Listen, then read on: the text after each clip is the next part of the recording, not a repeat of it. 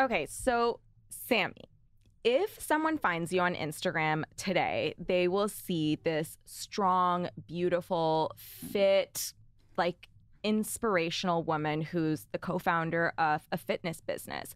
But what I really want to get into is your backstory, because what really strikes me about you is how hard you've worked to get to where you are today, and you've worked really hard for your body specifically. And I want to get into that and ask you about when you thought to yourself, like, okay, I really want to make a change.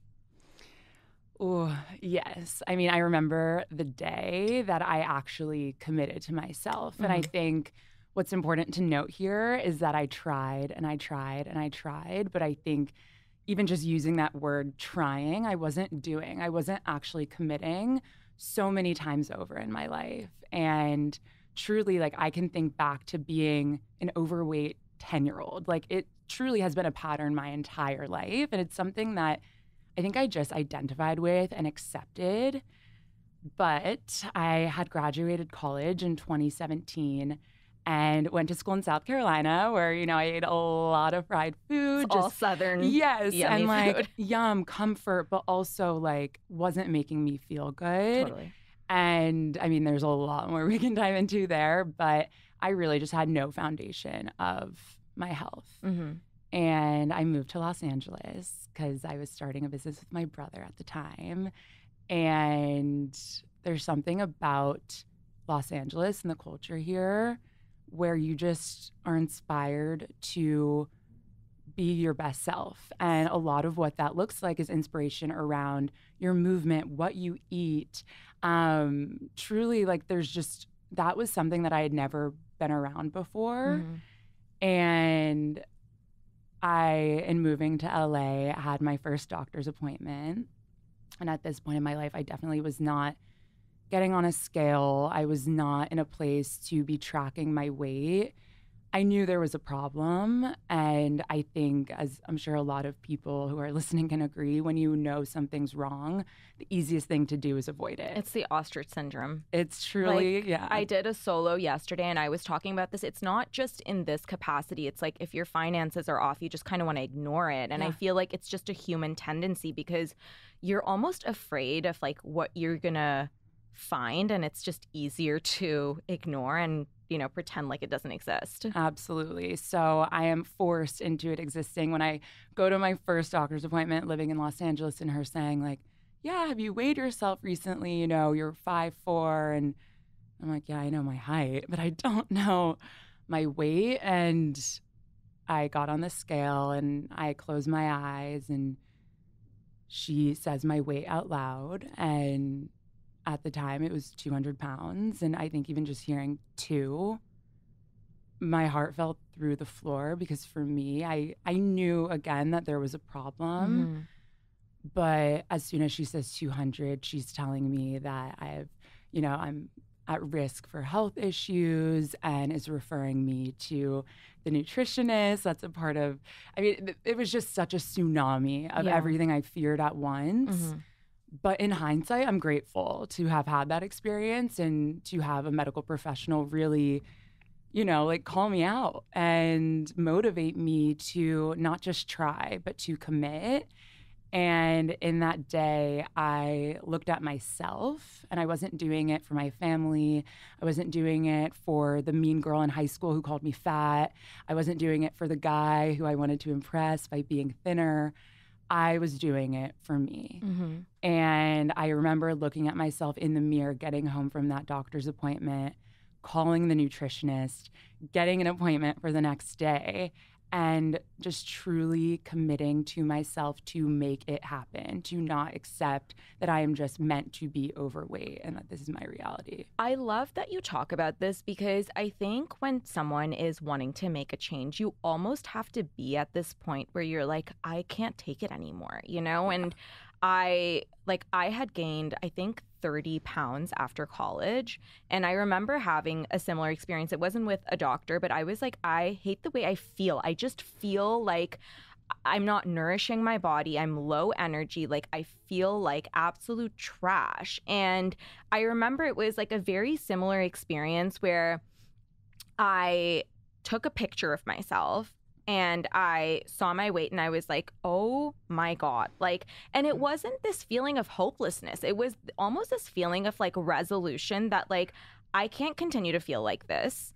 I know I'm not my best self when I feel like this. So it's time to do whatever I can to change things. Yeah, I could not relate more. And I think what's so interesting is how we're talking about this feeling of like how good it feels to prioritize yourself and prioritize your health and wellness. And I do think at the time, in hindsight, I wasn't really in a mindset of chasing the feeling as much. I just wanted change. Yeah. And I knew that nothing was going to change unless I changed. I didn't know that this feeling that I have right now existed. And this is not about how much I weigh now. This is not just a weight loss story. This is so much about this feeling that I get to have every day. And this is 80 pounds later, which again, like that sounds like a lot of weight, but that is nothing on the magnitude of the feeling that I carry within me now. Well, you know what's funny is, and we've all obviously like talked about this and we've FaceTimed, but like I've known you as you've kind of like gone through this whole journey, and I noticed your energy almost shifting, and you had beautiful energy like right from the start. Like I was so attracted to who you were as a person, like beautiful, warm smile, like just you make people feel very welcome when they're in your presence, you know? But I saw this change happen in you, and it's been really cool for me to witness as a friend. Like it does make a difference, you know? It makes a difference when you feel strong and confident and like you're really doing good for yourself and prioritizing yourself. Oh my gosh. I mean, I think we hear all the time when it comes to our relationships, like how can you show up as the best partner to your significant other or your roommate or your friend if you're not loving yourself? And I think me truly figuring that out is what's now allowed that light to shine so much brighter. And I think that's kind of a response I've been seeing on social is, wow, it's the same smile all along. And I agree. I've always had this smile, and my warmth has always been what I lead with, and my heart and my positive intent. But I'm also saying that like that soul and that warmth was trapped in a body that I had a complete disassociation from. Yeah. And that was hard to live with. So what changes did you start to make? Because I want to really give people tangible tips and, you know, use you as someone who is an inspiration for so many people and like that motivating factor. Because, you know, sometimes when we are at a place where we're like, I don't know what to do and I don't know who to look at. And, you know, you might look at someone who like looks so fit today, and they've been that way their whole lives. But someone like you, it's like you really worked for it. So what were the tangible things that like really started to work for you? Yes. Okay. I love this question because I think there's so much to unfold here. Of course, I mentioned I hired a nutritionist. I think, you know, like I'll check my privilege on that every single day, but I am a big fan of hiring experts. Well, I think once you do have the resources, and again, like, of course, this is like we're speaking from a place of privilege, it's about where you choose to, you know, like invest. Yes. Like you can invest in clothes, you can invest in travel, you can invest in your health, you know, and like it's just about where you choose to put your resources. So funny. I was having a conversation with my team yesterday. Like I am the girl who will treat myself to a $300 massage. Truly. But if a t-shirt costs more than $40, I'm pissed. Like I genuinely am like the tank top from Amazon all day. But like give me the health and wellness, like true experience, right? And yeah, I think from day one, I wanted to hire experts because I had tried it on my own and I had failed. And I think in failing, you really, really, really want it to stick. And me hiring that nutritionist also showed me the spectrum of like who you work with and how that changes you. So I also just want to share that this has been years of my life. This was not, you know, we're in this like wave of Ozempic right now. And I am someone who had spent years and years and years of my life doing it the slow way. And I want to share that good things take time and great things take even more time. And you have to be patient with yourself. So in what I did over those years, the initial nutritionist was actually covered by my insurance because I was obese. So I met with him. He put me on the keto diet. Oh my gosh. Oh, la, la, la. Yes. Okay. So the keto diet, I'm grateful for the self-discipline that gave me, but I was a prisoner to that plan. I villainized so many amazing, nourishing foods, and truly just putting any label on who you are and how you eat is really challenging, especially going from 0 to 100. I went from eating anything and everything and having a very emotional relationship with food to being quote unquote keto and living by the book. Like, I wouldn't touch a sweet potato. I wouldn't touch a bean, a carrot, a banana. The bananas really got me because a banana is such an amazing substitute. Why is it banana? Like, it's always the banana that's like villainized. Come on. Anytime I know. I love bananas. Let me eat a banana. Let me feel guilt-free about eating a banana. You heard me here. Like, I love bananas. This is going to be turned into some, like, eggplant emoji bananas everywhere. So I villainized a ton of foods, but I also was just listening to the expert, right? Yeah. And I think I was at such a vulnerable point in my life where I needed someone saying, like, do this, don't do that. And I was rigid about it. I was strict about it. And I learned beautiful self-discipline around it.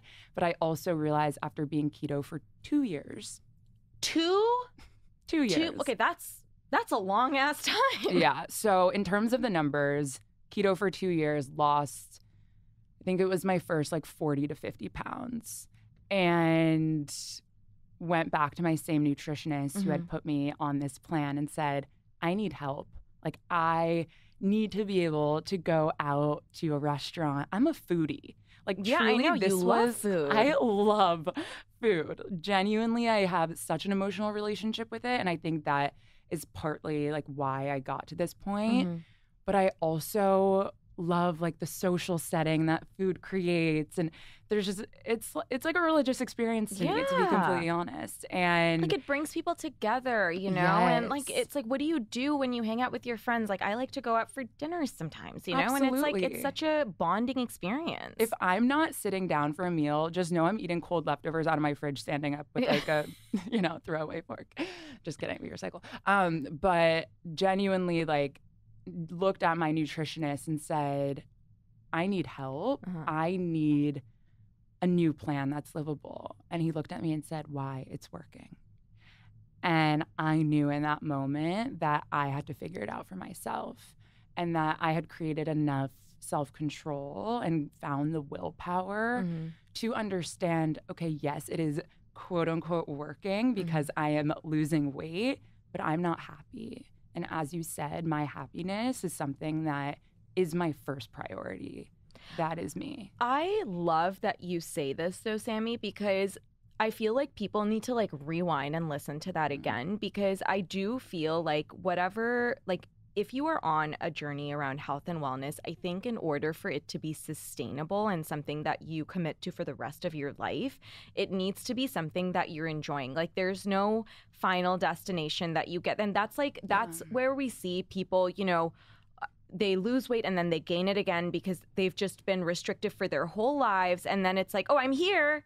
And then like time to go back because they've not built sustainable habits. And it's really like, I love that you bring this up, that you had the self-awareness to be like, okay, no, I need to change something so that this is something that I can continue to do. Yes. And I knew it, I needed it, and I made it happen. So I kind of took matters into my own hands for a bit. And I'll also rewind and say that during that time I was keto, not only did I go 0 to 100 with that, but I also joined a CrossFit gym.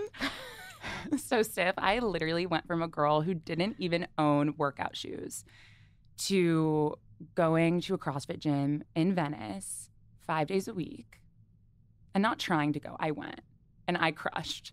But I literally was stressed. I wasn't happy about my food. I genuinely went from 0 to 100. So that also is another big component in this. And I think nutrition and movement, obviously, we all know that adds so much to it. But choosing the nutrition and movement that fuel you, that you intuitively crave. And that all came from a connection with your body with my body that I did not have before. So I just found the closest gym to me when I was living off of Abbot Kinney, and it happened to be CrossFit. So that's another fun tidbit, which respect the CrossFit community. It is such a community. And I think the community aspect got me going.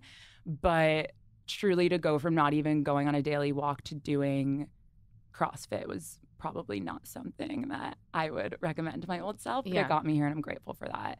So at this point, I have a moment with myself. What do I actually want? What food do I actually crave? I know I'm not allowed to eat bananas anymore, but let's try a banana. Is it actually going to make me bloat? And speaking of bloating, I mean, obsessed with you and everything you and Nisha are creating around that. I never even knew what bloat felt like because I was always bloated. Oh my God. Truly, I would hear girls be like, I'm so bloated. I'd see videos on the internet. This is pre-TikTok of like, oh my God, I'm so bloated. I'm like, what is bloating? I was in a permanent state of bloat. I kid you not. Where now I actually know, and thank goodness for Array, that I actually know when I'm reacting negatively to something and I am bloating.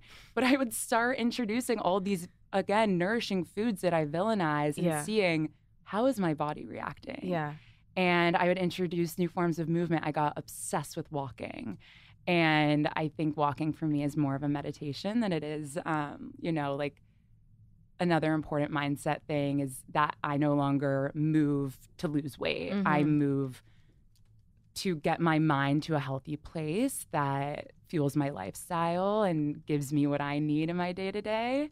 But I started doing like lean, nice, really slow, low impact movements like Pilates and yoga and these walks. And after going from keto CrossFit to starting to eat intuitively and move my body intuitively, I became addicted.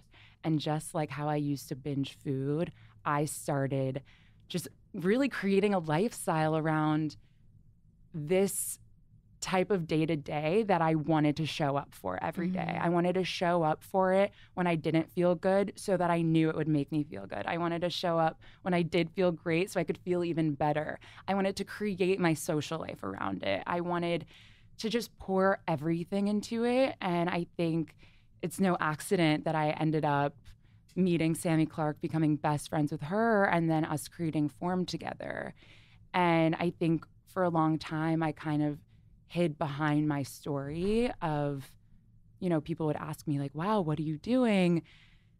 You look so great. And I'm like, oh, no, it's nothing. Like I just took so much power in being the business person, where now I'm really stepping into this new light. And I'm like, I want to be a relatable person whose story can give you the hope and inspiration that you need to make the change and to commit to yourself, because you can do it. Well, this is the thing. Like, you can do both. Like, you can be the business person and like crush it behind the scenes, but also be that source of inspiration, Like, it's not one or the other. And I love that you're stepping into this. And I've been telling you that, like, I'm glad you're leaning into it. And I feel like you need to lean into it even more, because it really is so relatable. And I want to zoom in on something that you said, whereby, as you started to make these changes and like, really start to love movement and food for what it did to you, like from a mental standpoint as well, you started to also structure your social life around it.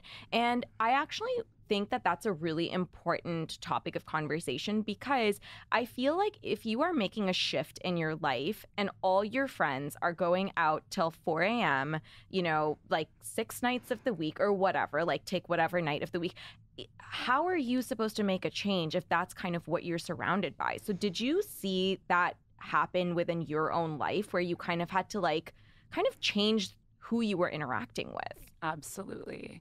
And I think in hindsight, looking at who I used to surround myself with was really a perfect reflection of where I was at. And I am so grateful that I have so many amazing loved ones who have evolved with me, who have supported me through this. But I'd be lying if I didn't share that there was a huge shedding period.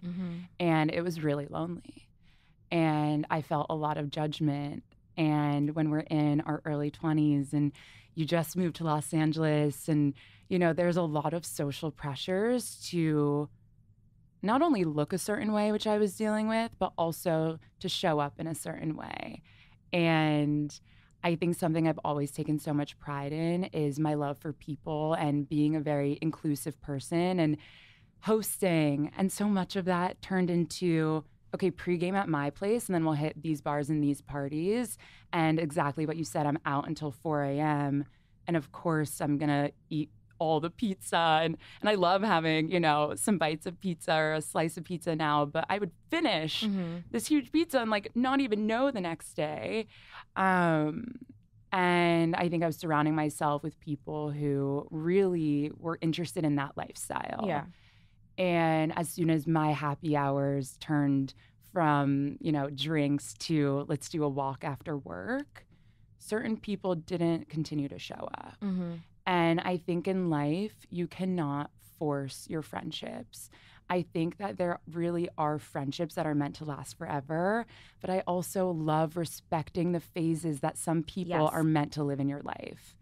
And if you made really intentional friends during a beautiful party phase where you had so much fun, you experimented, you're in your early 20s living in LA, like as you should, those are beautiful memories to reminisce on, but don't force that friendship into your next phase of life. When you are changing, other things are going to change.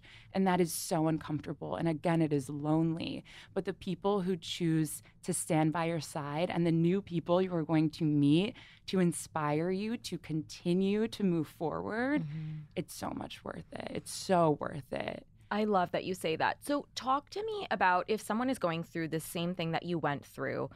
How did you end up making new friends? Like, how did you start attracting these people? Like, talk to us about what someone can do. I love that. So I think you really start, I'm such a marketing person, right? So when I think about even the conversations I have and what I look and love to speak about, that attracts certain types of people. And when someone hears these days that I don't really drink anymore, right? Like I'm not labeled as sober, but like I am practicing a life with little to no alcohol. That's for a certain crowd. And when I also tell someone that I want to wake up at 7 a.m. and go for a 5-mile walk around the lake, that's also for a certain crowd. And you attract who you are in the best way. And I think that social media is also such a beautiful gift in this, in that I also moved from Los Angeles to Austin, Texas, really at a high point of my journey and a very pivotal moment of my life where I was also dealing with a lot of loss in my personal family. And social media was such an amazing tool for me to share what I'm doing. And if it's me alone on my walk, let me just tell you, there were 3 girls in my DMs who wanted to join me on that walk. Oh, I love that. Yeah, and it was really, really such a warm embrace of I'm not alone. And even though I don't want to, go to your club and join in on your table and be up at 4 a.m., if you do want to walk around Lady Bird Lake with me at 7 a.m., I would be so honored. And you really just slowly but surely start to build the crew that you love to hang around. But I think in that same vein, I also want to share that there is such beauty in embracing our differences. And even though I am like the morning walk girly, if it's one of my best friend's birthdays and I know she loves a big night out, send it here and there and see how you feel and check in with yourself and do that for yourself. And embrace your friends' differences. Don't feel like just because you're not walking in the exact same lane that you need to be on separate roads. Well, I think what you're saying is about intentionality, right? Like, I think that there is such a thing as like being intentional about the choices that you're making and like picking and choosing when you want to like indulge on a night out or like stay out really late, because those are like nourishing for your soul versus like just doing it because it's almost the tide that's dragging you, like there's a very crucial marked difference where like you decide, okay, I'm doing this because I want to be there for my friend, or like I really want to go out and enjoy a glass of wine versus, oh, I'm out, like may as well because it's out there. You know what I mean? There's such a change, like there's such a difference in those two things. And that intentionality comes from knowing yourself. If you don't know you, you can't make decisions for you. Agreed. And that's a lot of hard, deep work of really figuring out, just like how I didn't know what foods made me bloated because I didn't understand what bloating meant. A lot of people just don't understand yet who they are and what really fuels them on a deep level. Agreed.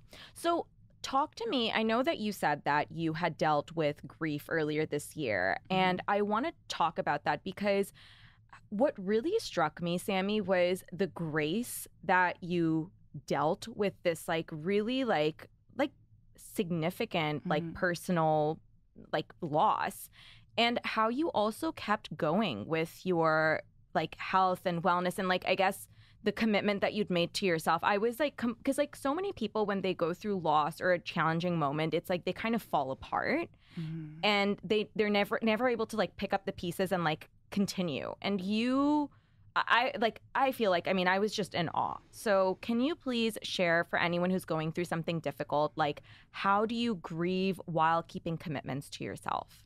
Thank you for even just opening this up, because this is not something I talk about often. It's not really something I get to talk about often, because I do think it is just a conversation that can be uncomfortable to bring up. And I'm so grateful to be in such a safe place to speak on this. But for anyone who doesn't know, my mom suddenly died. I really had no idea that it was coming, and I was not prepared for it. This was December of last year, and I was on my own journey of, committing to myself during this time. And moral of the story, my mom wasn't showing up for her own health.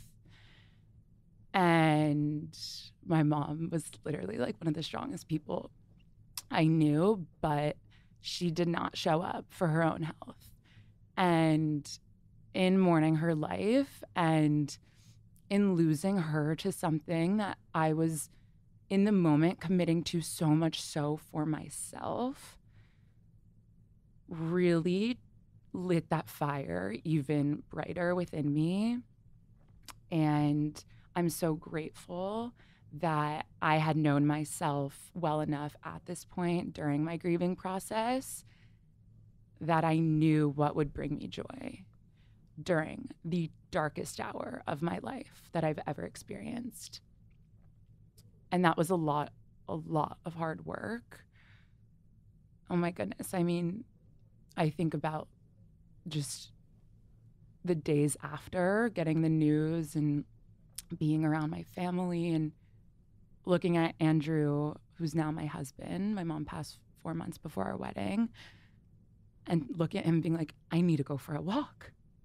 I cannot put my health to the side right now. I need it more than ever. I need to go for a walk outside. I need a big home-cooked meal of foods that I love. And once I got back into my routine, I realized in those grieving moments, which I'm still dealing with, truly day in and day out, I realized how much I needed my routine and how my routine was literally saving my life during that time. But I also can totally relate to someone who just doesn't have the energy to get up and go, because I had moments like that too, and I still have moments like that. But at this point in my life, I understood myself. I had a beautiful, intuitive relationship with myself. And I could look at myself in the mirror and say, holy shit, go for the walk. You deserve this walk. You deserve whatever you want, because right now, this is about putting yourself first. And truly, grieving is so uncomfortable. It's the most immense pain I have ever felt, and anyone who can relate, I'm sure, agrees.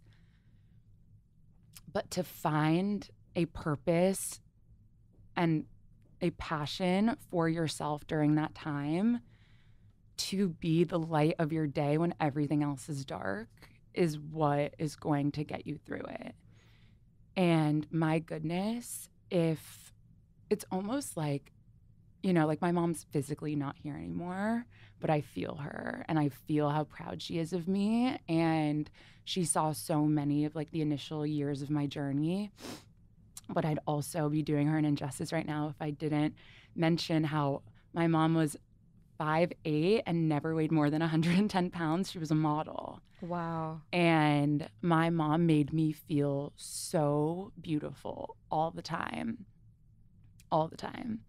And my mom really enjoyed, you know, a huge filet mignon and a huge baked potato with extra cheddar cheese and ranch on the side, but the real ranch, not the fake shit. Like, truly, she loved food, and she gave me so much of my love for food. And she loved my curves and my body. She envied them. She was rail thin her entire life. She used to say she was a pirate's dream, a sunken chest, because she had no boobs. And meanwhile, I got boobs when I was in like second grade. And we just had such a beautiful relationship. And I know in choosing myself and honoring myself is also honoring her. Mm-hmm. And the last thing my mom would ever want me to do in grieving her life is to let go of what I've worked so hard for. That's really beautiful, Sami. And I know that she would be so proud. And, you know, I've seen pictures of your mom and I've heard you talk about her. And it seems like so much of the warmth and kindness that you have come from her. And it's really beautiful that, you know, you had the foundation to have this like incredible personality, and this journey that you're on kind of just like amplified it even more. But that foundation comes from having, you know, obviously like a very supportive and good like foundation, you know? Yeah. And I hear so many stories about people's parents like cornering them, being like, you need to lose weight. And I think back to my mom and how she just loved my curves, and she would be like, wear something tight, like show your curves. So and cute. She was life of the party. I mean, truly watching her walk into a room, it's like God walked in. Like, honestly, like it was the most beautiful thing to witness. And alongside sharing a lot of my health journey, I've also shared a lot of my grieving journey. And a lot of strangers on the internet now tell me that I look so much like my mom. You do, though. You have her smile. It's kind of crazy. It is the highest compliment, because when I tell you I spent my entire life admiring this woman, and yeah, like I do feel her when I look in the mirror, and I like have reasons to smile so big. And even once we got our wedding photos back, I actually wore her wedding gown for like one of our events. I redid it, made it a little bit more modern. So pretty though. But when you compare the pictures, I am just so proud to now live in my body and to be able to be her living legacy in a way that allows her smile to still be present on this earth. Oh my God. I know. I'm like, Kleenex, where you at? Yeah. I know. This is why I'm saying, like, people don't go there in conversations. And I do think that death is scary and death is awkward and people don't know what to say. But alongside what we're sharing about anyone who's finding the inspiration to commit to themselves and, you know, whatever dream life you want to create and the body you want to live in and feel your best in, I also have so much to say just on grieving and on supporting your people who are grieving. And the best thing that you can do is ask them, like, bring it up. Don't shy away from it because you don't want to make them sad. Make them sad because those tears are actually little droplets of love that they need to express. And it's like, I lost my grandma over the summer, and honestly, like I was very close to her. She was like, you know, one of the closest people in my life. And I know what you're saying, because even though it's like such an uncomfortable thing to ask someone, I feel like I love to talk about my grandma. And I'm sure you feel that way about your mom, right? Because the memories are so beautiful and you want to like tell the world about how special they were, you know? And so I love that you bring that up, and I love that you encourage people to have those conversations, because I don't know, like, if no one asks you, you have no one to share it with. Yeah. You know, like the beautiful bits. You know what I mean? Absolutely. Absolutely. And I know your grandma loves that you're even bringing her up right now. And I truly think, for the same reason why death is so scary, is how important it is to continue to speak on our loved ones, because that's how their lives continue. That's how their legacy continues. And I'm just so grateful that even like, I'm thinking back, I can hear my mom's voice. She had a very specific voice. It was a little raspy. When I lose my voice, I actually sound like her. But she would call me and be like, oh my God, I saw this new cauliflower crust pizza and you would love it. Like, she knew what made me tick. And even though she would never go near that type of pizza, she supported me in it. She loved it. And gosh, I'm just so grateful that she always made me feel so beautiful, and that now, like, I do feel so beautiful in my own skin, and that I do feel like I reflect her and can continue. That's beautiful, Sami. She is. Thank you. Okay, so I want to move on to audience questions because we're nearing the end of our time, and I feel like I've talked to you forever, obviously. But people want to know what are the things that you are doing today in terms of food/snacks, all of those things that allow you to continue to feel your best and be on this like health and wellness journey? Again, big fan of hiring experts. So I work with a new nutritionist now. Her name's Shira. She actually has a Dear Media podcast as well. Oh my God, I've been on a podcast. Yes. I love her. Yes. So even if you're not at a place to commit financially to working with her in her private practice, honestly, the tidbits that you can get on her podcast are amazing.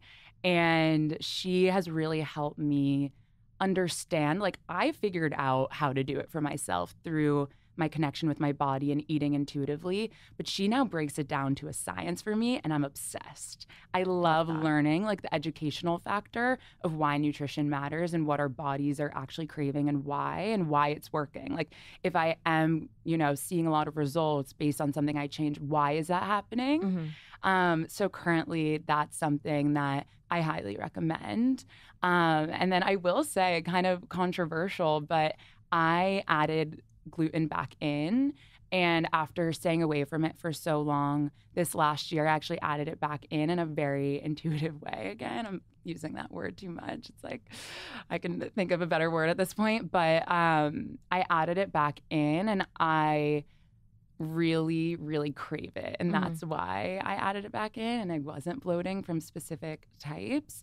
And I, through working with Shira, have realized that nothing's off the table, and how I used to really villainize something like having a slice of bread. Now I'm like, no, I'm craving that, and I'm going to budget my day around that because I want that, and I crave it, and I deserve it. Love that. Yeah. What is your current workout routine? I love this question. So obviously I'm a co-founder of Form, and what's really great, not like a shameless plug here, but Form is such a fluid part of my every single day. And I'm not showing up for like a 30-minute sweaty session every single day, but I'm showing up every day, and I'm not trying to again. I'm committing to it, and I'm doing it. And I've really created an environment at home where I can do it every day in a really easy way.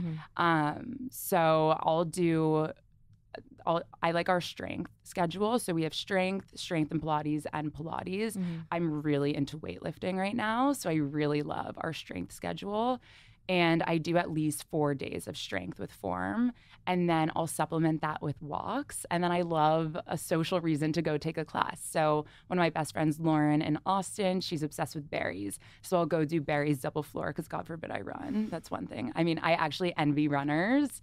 I can't do it. I hate it so much. I so agree, and that's what like makes me want to love it. I know. Right? I so relate to this because I wish and I so want to be obsessed with it, but what the fuck? I know. Andrew and I literally look at couples on runs around Austin, and I'm like, yeah, like, that's cute.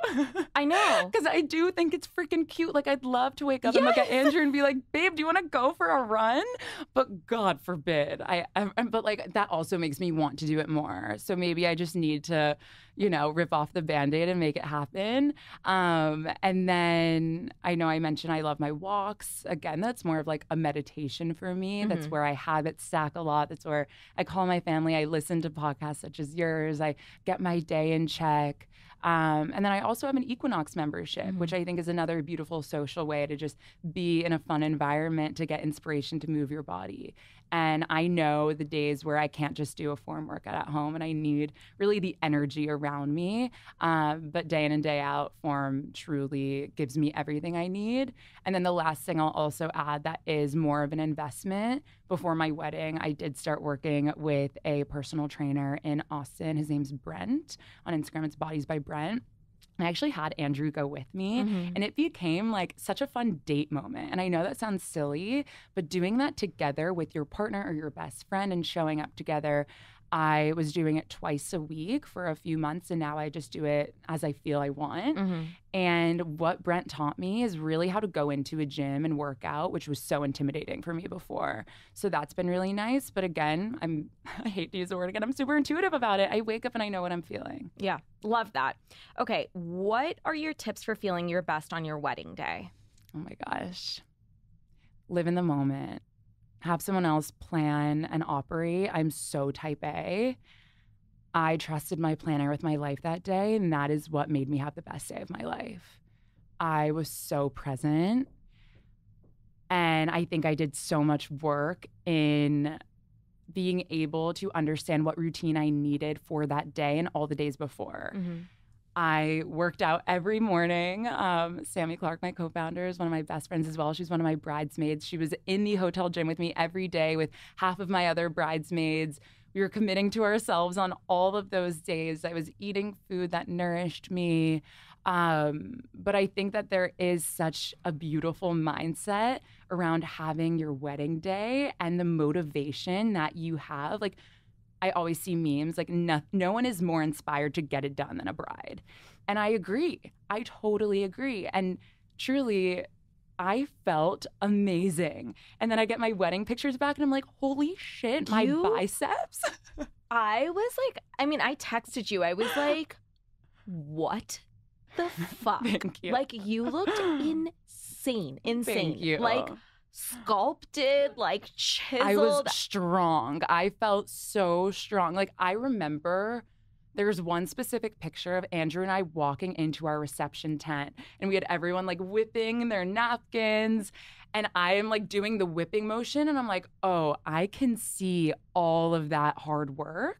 And again, I was not coming to a place with my fitness where I was working out for truly just the results. I wanted that feeling that we've talked about this entire episode. But seeing the results also, it's motivating. Is really motivating. Of course. And it's really rewarding. No, you can't minimize that, right? Yeah. Like, I as I see like my triceps develop, I'm like, oh my God, I have a tricep under there. And that's your tricep, right? Like, that's such a beautiful realization that like you created that, you're working on that.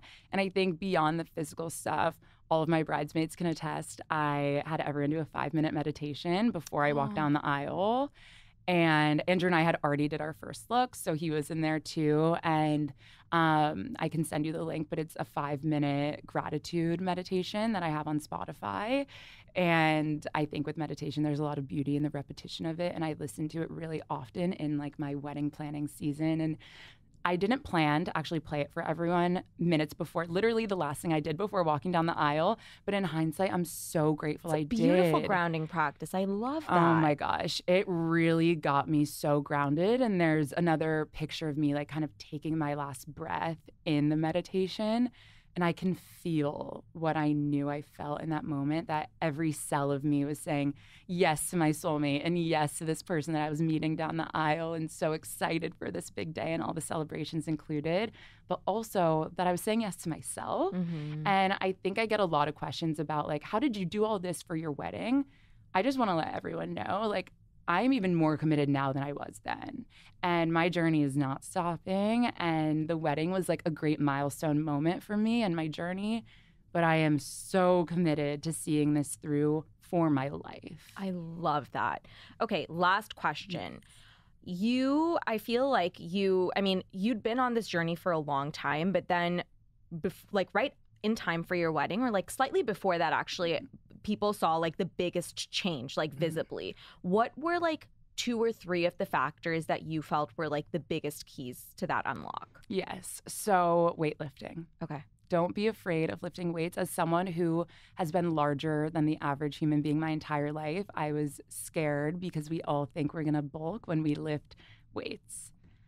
I truly changed the definition of my body. I changed the structure of my body, and I'm so grateful that I leaned in there because, again, like, that allowed for massive, massive change.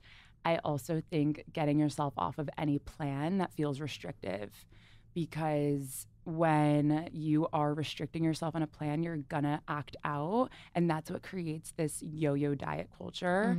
I really set myself up for success in that I put guardrails around not only what I knew was gonna make me feel good, but I wasn't limiting myself. I didn't feel like a prisoner to the plan. I could go out for meals all the time. And I'm not saying, okay, for the last 3 months before my wedding day, I'm, only eating at home.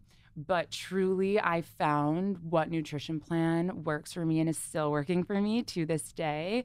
And that, in conjunction with lifting and loving to lift and like getting competitive with myself around lifting too, was just such a beautiful combination that allowed for such results. Truly. Love. Yeah. Okay. This is all the time we have for today. Tell everyone where they can find you.